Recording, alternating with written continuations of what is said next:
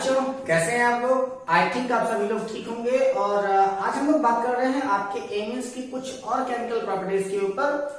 बहुत ही ज्यादा important reaction है ये लोग, सबके सब। तो आप लोग बिल्कुल भी मिस्टेक नहीं करेंगे और पूरे वीडियो को आप ध्यान से रखेंगे। तो सबसे पहला काम कीजिए, वीडियो को यहीं पर पॉज कीजिए और सबसे पहले जाइए अपना कॉपी और पेन लेकर के आइए, ताकि आप लोग हर एक रिएक्शन को बारीकी से समझ सकें। क्योंकि ऑर्गेनिक की रिएक्शन आपको तभी तक टफ लगेंगे जब तक आप खुद से उस पर वर्क नहीं कर रहे हो। जैसे ही आप उसके ऊपर वर्क करना स्टार्ट कर दोगे, आप उसका रिएक्शन खुद से बनाना स्टार्ट कर दोगे, तो सारे सारे ऑर्गेनिक रिएक्शन आपके लिए आसान होते चले जाएंगे। So let's start. सबसे पहले अगर हम बात करें कि आपके एमिन्स में, आज हम लोग बात करने जा रहे हैं आपका रिएक्शन विथ नाइट्रस एसिड। किसके साथ में? Reaction with nitrous acid. ठीक है, तो अब यहां पर हम लोगों के पास जो नाइट्रस एसिड के साथ में जो रिएक्शन हम लोगों को कराना है, तो यहां पर एक छोटा सा बात ध्यान में रखिएगा कि जो आपका नाइट्रस एसिड होता है उसका फॉर्मूला होता है आपका HNO2। ठीक है, जल्दी आप लोग अगर किसी भी कोचिंग इंस्टीट्यूट में अगर जाकर के आप लोग पढ़ रहे हो, तो ये कोचिंग इंस्टीट्यूट वाले इसको आपको सही तरीके से नहीं बताते हैं। ज्यादातर वो लोग करते क्या है, इस रिएक्शन को छोड़ करके वो लोग जंपिंग करने का ज्यादा प्रयास करते हैं। तो ध्यान दीजिएगा कि यहाँ पर जब आप रिएक्शन में नाइट्रस एसिड के साथ कराते हैं, तो ध्यान दीजिएगा कि यहाँ पर जो आपका नाइट्रस एसिड होता है, ये आपको नाइट्रस एसिड फ्रेश चाहिए। ठीक है, यानी कि पहले से जनरेट किया हुआ, पहले से प्रिपेयर किया हुआ नाइट्रस एसिड नहीं चाहिए, क्योंकि ये आपका नाइट्रस एसिड जो है वो एक प्रकार का वीक एसिड है। और इस वीक एसिड को हम लोग फॉर्म करते हैं किससे? तो ये हम लोग फॉर्म करते हैं NaNO2 का रिएक्शन जब आप HCl के साथ करा देंगे, तो ये आपका फॉर्म करेगा क्या? ये बन जाएगा आपका HNO2 प्लस NaCl। तो अब यहां पर जब आप रिएक्शन में नाइट्रस एसिड कराते हैं, तो ज्यादातर जगहों पर ये क्या करता है कि HNO2 ना लिख करके वो क्या करता है कि यही चीज लिखता है NaNO2 प्लस HCl। हम इस रिएक्शन के ऊपर वही लिख देगा, ताकि यह बताता है कि यहाँ पर जो आपका नाइट्रस एसिड है वो आपका बिल्कुल फ्रेशली प्रिपेयर हो रहा है। ठीक है, तो अब रिएक्शन जो आपका फ्रेशली प्रिपेयर हो रहा है, तो अब इसका रिएक्शन देख लेते हैं हम लोग कैसे बनाते हैं। तो ये हो जाएगा आपका जैसे C2H5, उसके साथ में यहां पर आपका N, यहां पर H और यहां पर H। इसका रिएक्शन अगर आप करा रहे हैं किसके साथ? HNO2। ठीक है, तो यहां पर मैं आपका पेन इसलिए बदल रहा हूं क्योंकि कहीं कहीं पर अगर ऐसा दिखता है, जैसे कि शायद आपके बुक में भी यही दिया होगा, ये आपका दिया होगा NaNO2 प्लस HCl। तो दोनों में से कोई एक ही लिखना है, चाहे ये ब्लू पेन वाला आपको लिखना है, चाहे आपको रेड पेन वाला लिखना है, दोनों में से कोई एक रहना चाहिए। ये क्या है? आपका फ्रेश है। ठीक है, तो मैंने चाहे सीधे सीधे आपका नाइट्रस एसिड ले लिया, चाहे इसमें से हमने इसको डायरेक्टली इसके जो जिससे आपका नाइट्रस एसिड बना है उसको हमने लिख लिया। दोनों में से किसी एक को भी हम लोग लिख सकते हैं। और आपका जो प्रोडक्ट बनेगा वो क्या बनेगा? C2H5, और यहां से आपका एक H जो होगा वो रिप्लेस होने की कोशिश करेगा, और ये बनाएगा आपका N2 प्लस चार्ज के साथ और Cl माइनस चार्ज के साथ। ठीक है, ये जो आपका क्लोरीन यहां पर अवेलेबल है, ये जो रिएक्शन के अंदर इन्वॉल्व है, वो आपका Cl बनेगा आपका माइनस चार्ज के साथ, और इसी को हम लोग कहते हैं डाइजो कंपाउंड। ठीक है, ये क्या बनेगा? आपका डाइजो कंपाउंड बन जाएगा। और इस डाइजो कंपाउंड का रिएक्शन अगर हम लोग H2O के साथ करा दें, तो H2O के साथ कराने पर ये बन जाएगा आपका C2H5OH, और इसके साथ में बनेगा क्या? आपका N2 गैस के फॉर्म में निकल करके बाहर हो जाएगा, क्योंकि यही से आपका रिएक्शन ब्रेक होगा। ये हो जाएगा आपका H प्लस OH माइनस के रूप में ब्रेक होगा। तो ध्यान दीजिएगा, ये थोड़ा सा कॉम्प्लिकेटेड रिएक्शन है।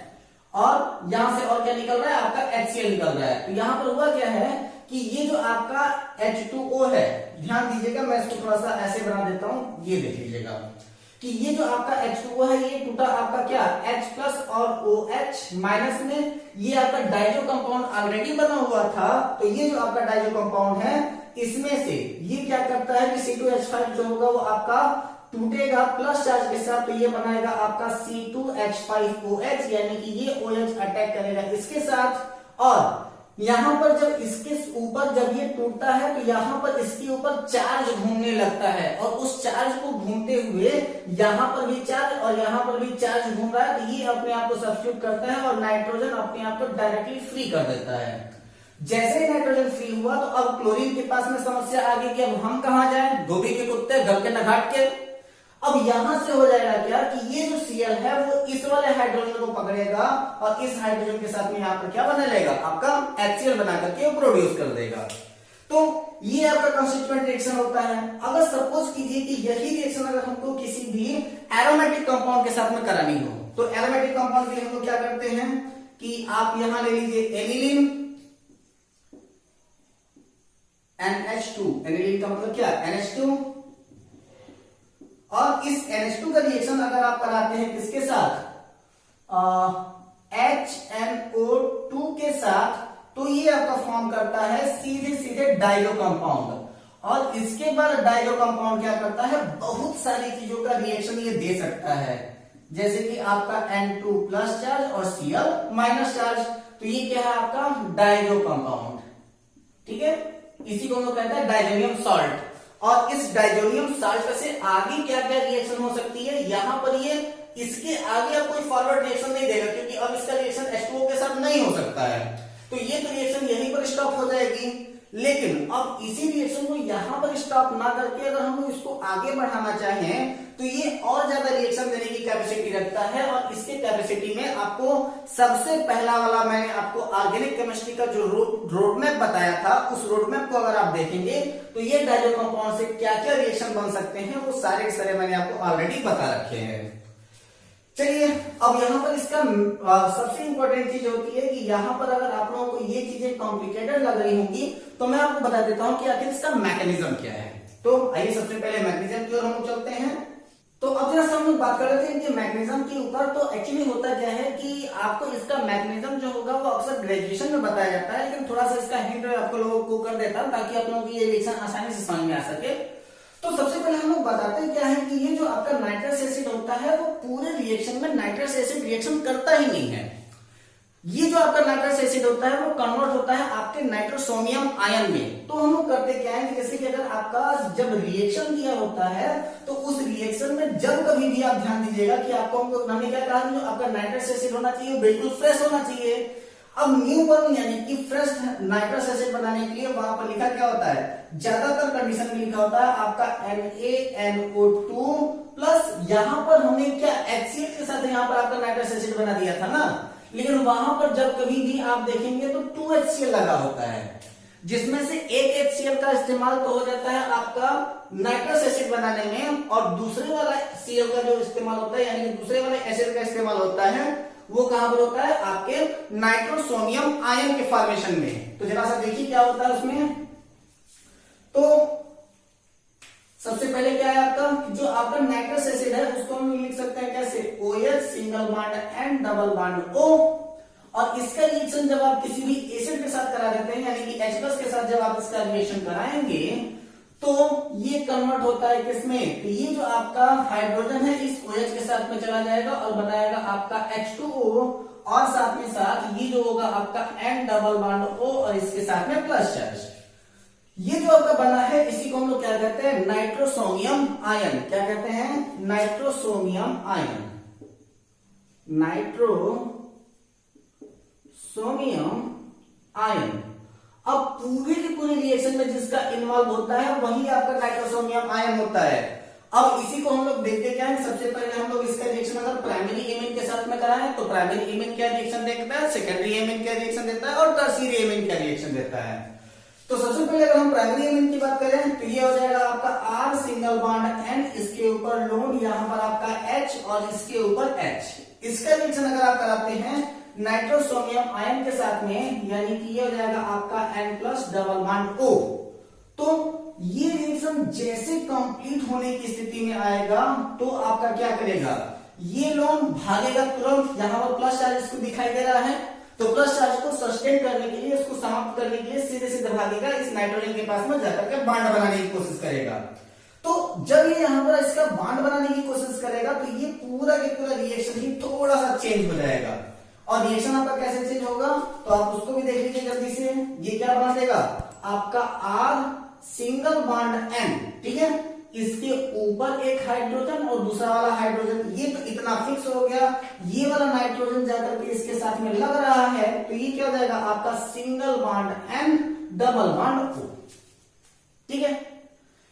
इतना जब ये बन जाता है तो इसके बनने के बाद अब इसका रिएक्शन क्या करेंगे आप, इसका रिएक्शन अगर आप H प्लस के साथ करा दें तो H प्लस के साथ रिएक्शन कराने पर क्या हो जाएगा, यहां से ये वाला बॉन्ड को वो ब्रेक करने की कोशिश करेगा ताकि ये वाला हाइड्रोजन आसानी से यहां से निकल करके बाहर भाग सके। और इसमें से ये क्या करता है कि एक हाइड्रोजन को कंप्लीटली वहां से रिप्लेस कराने की कोशिश करता है। और जब वो उसको रिएक्शन को रिप्लेस कराएगा तो वो क्या बना देगा, आइए देख लेते हैं उसको भी फटाक से। ये बनेगा आपका R सिंगल बॉन्ड N, यहां से एक हाइड्रोजन गायब हो जाएगा, एक बचेगा। क्योंकि ऐसा बात ये है ना कि यहां पर अब ये नाइट्रोजन जो है वो nitrogen maximum number of bond अगर बना सकता है तो वो केवल 3 ही बना सकता है। इसके पास में एक एक्स्ट्रा बॉन्ड का मतलब क्या है कि ये प्लस चार्ज भले ही भाग करके गया है इसके पास में बॉन्ड बनाने के लिए, लेकिन बॉन्ड बना यानी कि इसके ऊपर एक जो होगा वो प्लस चार्ज आ जाएगा। और जब इसके ऊपर प्लस चार्ज आया तो इस प्लस चार्ज को हटाने के लिए हम लोग इसका क्या कर देते हैं, डीप्रोटोनेशन करा देते हैं। और डीप्रोटोनेशन कराने का मतलब कि यहां से ये वाला नाइट्रोजन जो है वो अपना इस हाइड्रोजन को ही निकाल करके वो बाहर कर देगा। और जैसे ही वो इस हाइड्रोजन को निकाल के बाहर किया तो अब यहाँ पर क्या हो जाएगा N डबल बॉन्ड O, ठीक है। अब ये आपका प्रोडक्ट बना। अब इसके प्रोडक्ट बनने के बाद अब हम लोग करते क्या है कि इसका हम लोग टैटोमरिज्म कराते हैं। टैटोमरिज्म कराने के बाद कुछ प्रोडक्ट में चेंजिंग होगी, क्या होगी देख लेते हैं।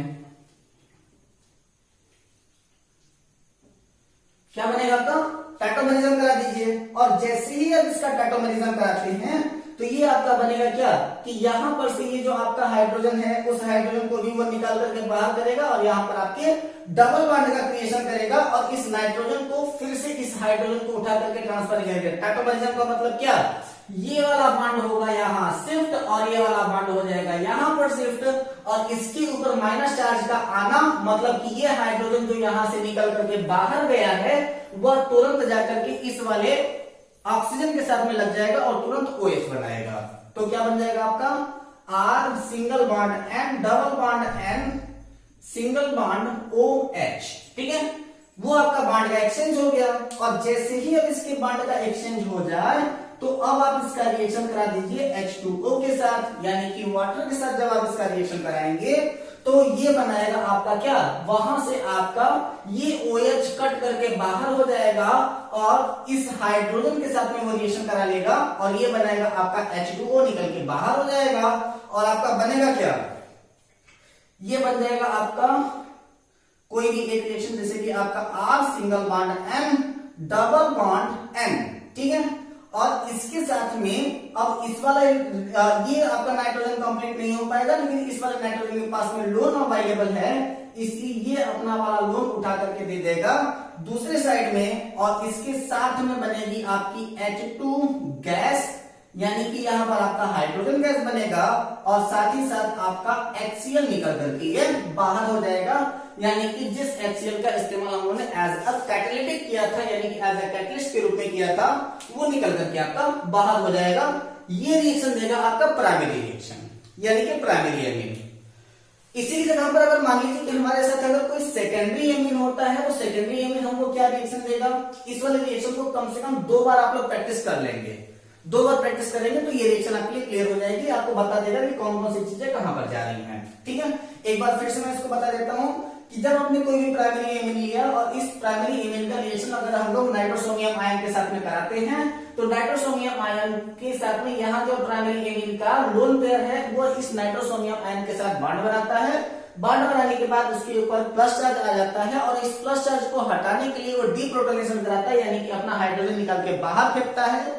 और जैसे ही ये अपने हाइड्रोजन को निकाल करके बाहर फेंकेगा तो इनके अंदर एक प्रोसेस होगा जिसको हम लोग कहते हैं टैटोमरिज्म। और इस टैटोमरिज्म में यहाँ पर जो आपका नाइट्रोजन और नाइट्रोजन है इनके बीच में डबल बॉन्ड का क्रिएशन होता है और ये ऑक्सीजन जाकर के हाइड्रोजन जाकर के इस ऑक्सीजन के साथ लग जाता है और इसके बाद जब इसका रिएक्शन हम H2O के साथ कराते हैं तो H2O का हाइड्रोजन जो है वो इस OH के साथ निकल करके पानी बनाने की कोशिश करता है और वहां से आपका H+ जो होगा वो अलग निकलेगा, H2 गैस बनाएगा, साथ ही साथ आपका HCl यानी कि हाइड्रोक्लोरिक एसिड निकल के बाहर होगा और साथ ही साथ ये जो आपका प्रोडक्ट होगा वो आपका R single bond and double bond N के साथ में कोऑर्डिनेट ट्रांजिशन बॉन्ड बनाएगा आपके नाइट्रोजन के साथ। ये आपका प्रोसेस कंप्लीट होगा। लेकिन जब आप सेकेंडरी के साथ में अगर बात करेंगे यानी कि सेकेंडरी वाले क्या रिएक्शन देते हैं, एक्चुअली ये आपका एक प्रकार का सेपरेशन मेथड भी है, यानी कि अगर आपको प्राइमरी सेकेंडरी और टर्शियरी को सेपरेट करने के लिए कह दिया जाए तो आप इस मेथड को आसानी से सेपरेट भी कर सकते हैं। तो जैसे अगर रिएक्शन आपका टर्शियरी के साथ कराना सॉरी सेकेंडरी के साथ कराना हो तो सेकेंडरी आपका क्या रिएक्शन देगा, तो सेकेंडरी के लिए हम लोग क्या करते हैं, ये रिएक्शन वही दे सकता है जिसके पास रिप्लेसेबल H+ हो। अगर इसके पास रिप्लेसेबल H+ नहीं होगा तो वो आसानी से रिएक्शन नहीं दे पाएगा।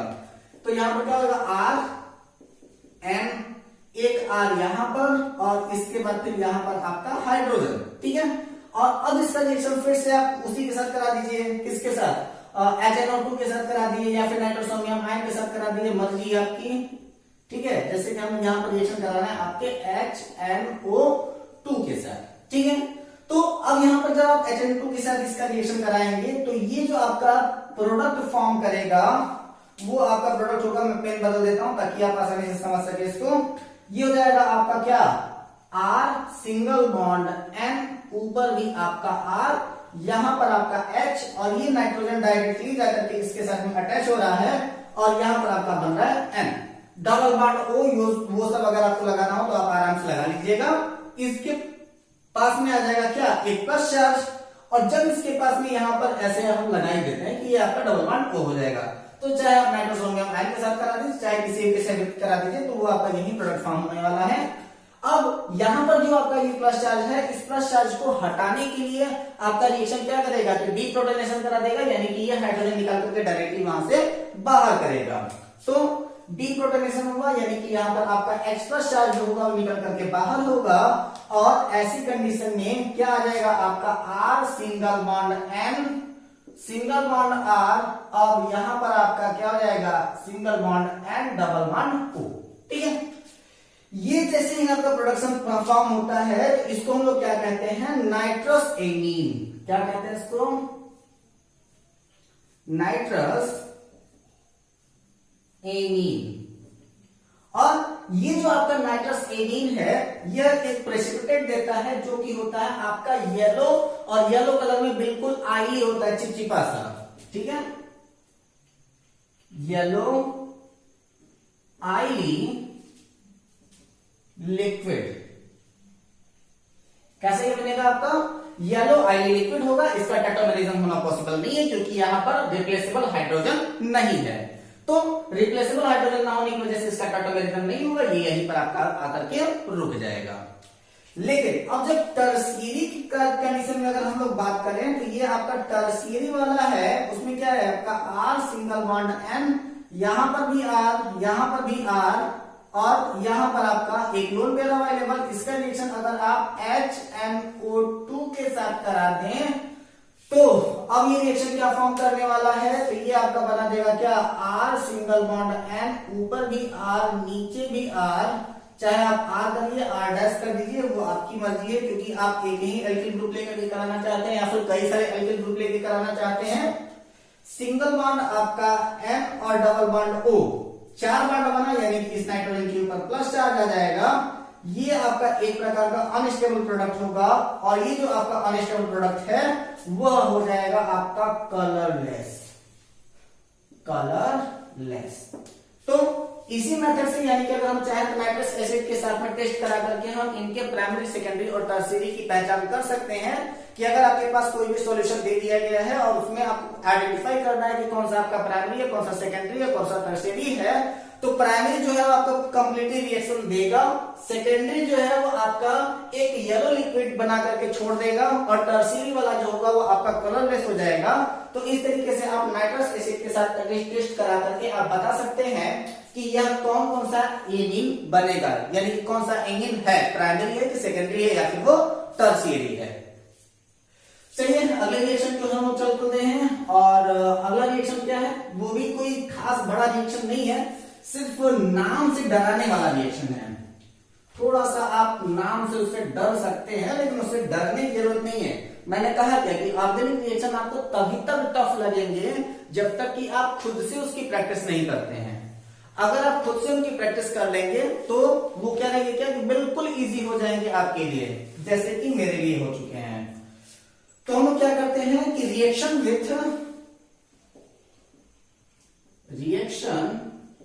विथ किसके साथ करा दें,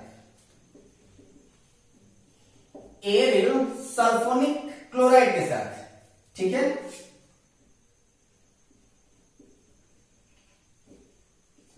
एरियल सल्फोनिल क्लोराइड।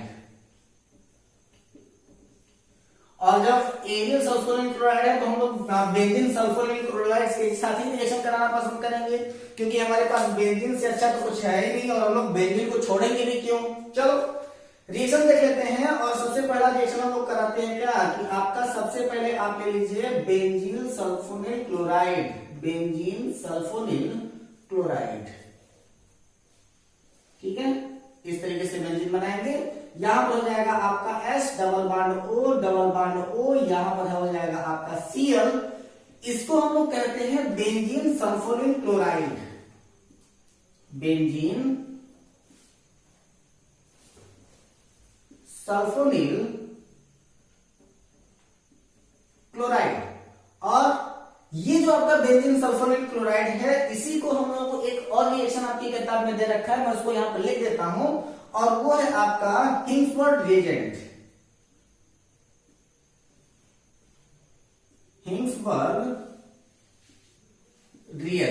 ठीक है। तो अब इस हिंग्सबर्ग रिएजेंट के साथ में जब इसका हम लोग रिएक्शन कराते हैं, सबसे पहले अगर हम लोग प्राइमरी के साथ रिएक्शन करा लें तो प्राइमरी आपका क्या रिएक्शन देगा, तो प्राइमरी के साथ सबसे पहला रिएक्शन कराते हैं तो ये क्या हो जाएगा आपका H सिंगल बॉन्ड N, यहां पर आपका H, यहां पर आपका R। कुछ करना नहीं है, ये आपका यहां से निकल करके सीधे सीधे आपका HCl बनेगा, और बाकी जितना भी है उसको एट इट इज जैसे है वैसे ही जोड़ दीजिए, और क्या बन जाएगा आपका, सीधे सीधे आप यहां पर बेंजीन बना दीजिए, ठीक है। इस बेंजीन के साथ में यहां पर क्या है आपका S डबल बॉन्ड O, यहां पर आप जोड़ दीजिए N, ये हो जाएगा आपका H, और ये हो जाएगा आपका R, ठीक है। बस ये जो आपका बना हुआ है इसी को हम लोग क्या कहते हैं, आपको हम लोग कहते हैं एन एल्किल बेंजीन सल्फोनेमाइड। क्या बोलते हैं, एन एल्किल, एल्किल में आप चाहे CH3 रख सकते हैं या फिर आप C2H5 रख सकते हैं, वो आपकी मर्जी है। तो ये क्या आपका एन एल्किल बेंजीन सल्फोनेमाइड,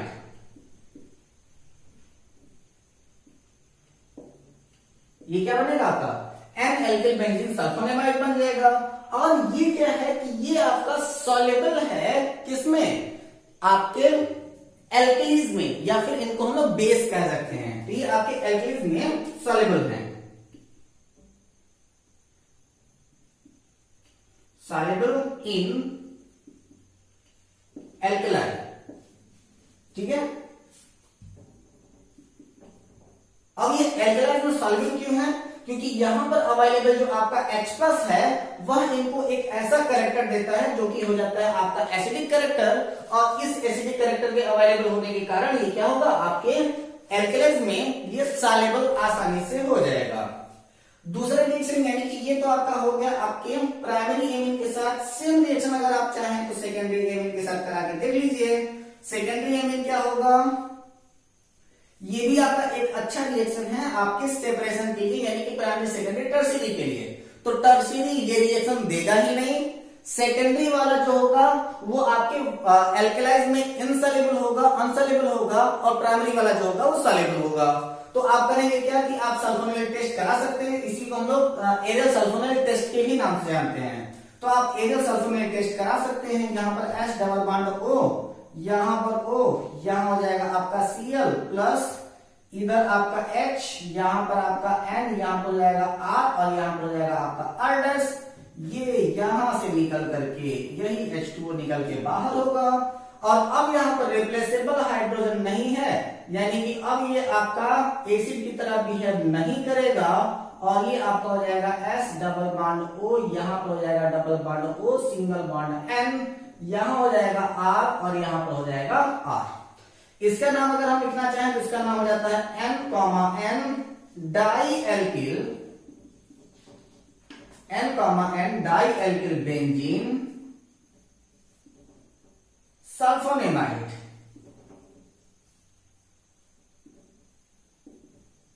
ठीक है, ये क्या है आपका N dialkyl benzene sulfonamide बनेगा। और ये क्या है आपका इनसॉल्युबल इन एल्कलाइज, अनसॉल्युबल इन एल्कलाइज। और ये एल्कलाइज में अनसॉल्युबल क्यों हो जाते हैं, तो इनके अनसॉल्युबल होने का रीजन है कि यहां पर अवेलेबल जो R है वो तो आप रिप्लेस होगा नहीं, तो ये आपका एसिड की तरह बिहेव नहीं करेगा। तो अगर आपको कह रहा है क्या कि अगर आपसे कह दे कि सल्फोनेट टेस्ट के अकॉर्डिंग आप बताओ कि ये आपका प्राइमरी एमीन है कि सेकेंडरी एमीन है या फिर टर्शियरी एमीन है, तो आप बड़े आसानी से बता सकते हो। कैसे बताओगे, तो आप बताओगे कि जो आपका सल्फोनिल टेस्ट के बाद अगर वो आपके एल्किल्स में सॉल्युबल है तो वो आपका प्राइमरी एमीन है। सल्फोनिल रिएक्शन के बाद अगर वो आपके एल्किल्स में सॉल्युबल नहीं है तो वो आपका सेकेंडरी एमीन है। और अगर वो रिएक्शन ही नहीं देता है तो वो आपका टर्शियरी एमीन है। तो आई थिंक आप लोगों को आज के ये दोनों रिएक्शन समझ में आ गए होंगे, जिसके बारे में हमने आपको नाइट्रस एसिड के साथ में टेस्ट बताया, फिर मैंने आपको सल्फोनिल क्लोराइड के साथ में टेस्ट बताया। दो के दोनों रिएक्शन आपके लिए इंपॉर्टेंट हैं। तो आई थिंक आपको ये रिएक्शन पसंद भी आए होंगे, समझ में भी आ गया होगा। और कम से कम आप इस पूरी वीडियो को 2 बार जरूर देखें ताकि आपको हर एक छोटी से छोटी चीजें आसानी से समझ में आए। अगर आपको किसी भी प्रकार की कोई भी दिक्कत होती है तो आप हमें कमेंट सेक्शन में जरूर लिख दें ताकि हम आपकी जो भी प्रॉब्लम्स हो उसको हम आपको बता सकें। आप मुझे डायरेक्टली भी कांटेक्ट कर सकते हैं। फिर मिलते हैं अपने अगले वीडियो में इससे रिलेटेड कुछ और इंपॉर्टेंट फैक्ट रिएक्शन के साथ। तब तक घर पे रहें, हंसते रहें, मुस्कुराते रहें, अपना और अपनों का ख्याल रखें। Take care, all the best, जय हिंद।